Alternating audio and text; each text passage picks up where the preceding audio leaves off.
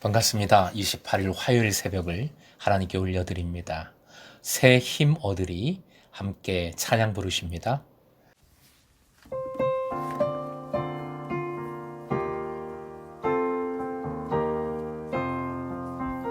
새 힘 얻으리 주를 바랄 때 주를 바랄 때 우리 주를 바랄 때 새 힘 얻으리 주를 바랄 때 주를 바랄 때 우리 주를 바랄 때 주님 통치하시네 소망 구원 주시네 당신은 영원하신 주 내 영원하신 주 지치지 않으시는 주님 약한 자 방패 되시며 위로자 되신 주 독수리 같은 힘 주시네.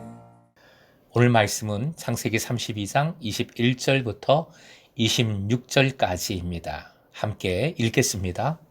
그 예물은 그의 앞서 보내고 그는 무리 가운데서 밤을 지내다가 밤에 일어나 두 아내와 두 여종과 11 아들을 인도하여 야복 나루를 건널세 그들을 인도하여 시내를 건너가게 하며 그의 소유도 건너가게 하고 야곱은 홀로 남았더니 어떤 사람이 날이 새도록 야곱과 씨름하다가 자기가 야곱을 이기지 못함을 보고 그가 야곱의 허벅지 관절을 치매 야곱의 허벅지 관절이 그 사람과 씨름할 때에 어긋났더라.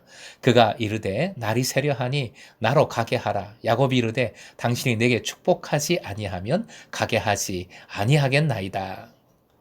오늘의 기도 제목 다 벗어 던지고 주님만 붙들 때에 새로운 소망을 주소서. 다 벗어 던지고 주님만 붙들 때에 새로운 소망을 주소서. 24절 상반절 야곱은 홀로 남았더니 야곱이 홀로 남았습니다. 아내도 자녀들도 가진 모든 것도 먼저 다 보내고 혼자 남았어요. 가장 뒤에 남은 야곱. 홍야곱이 비겁한 행동을 하고 있는가 의심이 생길 수 있습니다. 그런데 야곱의 두려움에 공감하면 야곱이 홀로 기도하려고 했겠구나. 더 나아가 하나님을 찾으려고 했겠구나 하는 생각이 듭니다. 궁극적으로 이것은 하나님께서 야곱을 홀로 격리시킨 것이라고 할 수 있습니다. 영적으로 홀로 있음은 변화의 출발점이 됩니다. 소망을 여는 문이 됩니다. 사실 코로나로 격리 생활을 하는 것도 엄청 힘이 들죠. 그런데 하나님께서는 종종 사람에게 변화를 주실 때에 좀 센 격리의 방법을 이용하십니다. 왜 그럴까요? 사람은 익명의 존재, 즉 군중 속으로 숨어버리고 하나님께 나오려 하지 않습니다. 대형교회, 메가처치를 좋아하는 사람들의 심리가 그렇지요. 저 조용히 교회 다니고 싶어요. 그 속에 군중 속에 묻히고 싶은 마음이 있는 것이지요. 그리고 사람은 가면을 겹겹이 쓰고 있습니다. 지금 힘이 듭니다. 방황하고 있습니다. 마음이 너무 아파요. 라고 말하는 사람은 차라리 희망이 있습니다. 그런데 속으로는 피를 흘리고 있으면서도 울고 있으면서도 겉으로는 무조건 웃으면서 저 괜찮습니다. 좋습니다. 저 신경 쓰지 마세요. 하는 분들은 하나님께서도 만나주시기가, 치유하시기가 어려운 사람들입니다.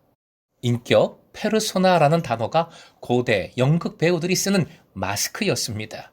마스크를 벗어야 연극이 아니라 참된 나를 만나고 알 수 있는 것이지요. 홀로 있을 때 사람은 가면들을 벗습니다. 정직해집니다. 그래서 헬렌 나우에는 고독으로 스스로 나가야 한다고 강조했습니다. 예수께서는 어떤 곳을 좋아하셨습니까? 한적한 곳입니다. 광야입니다. 홀로 있는 곳입니다.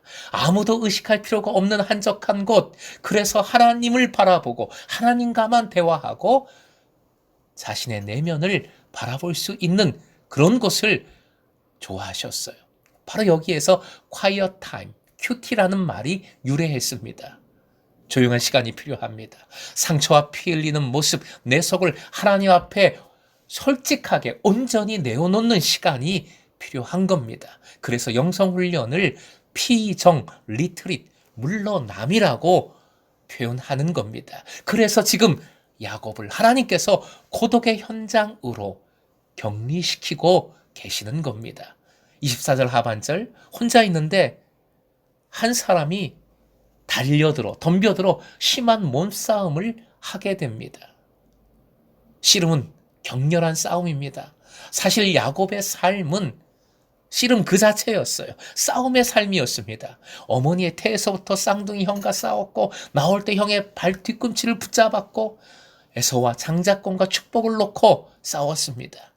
또 하란에서 야곱은 여러 사람이 굴려야 움직일 수 있는 운물의 돌을 굴리기 위해서 그 운물 덮개와 씨름했고, 그리고 라헬을 얻기 위해서 재산을 늘리기 위해 삼촌 라반과 힘겨운 씨름을 했습니다.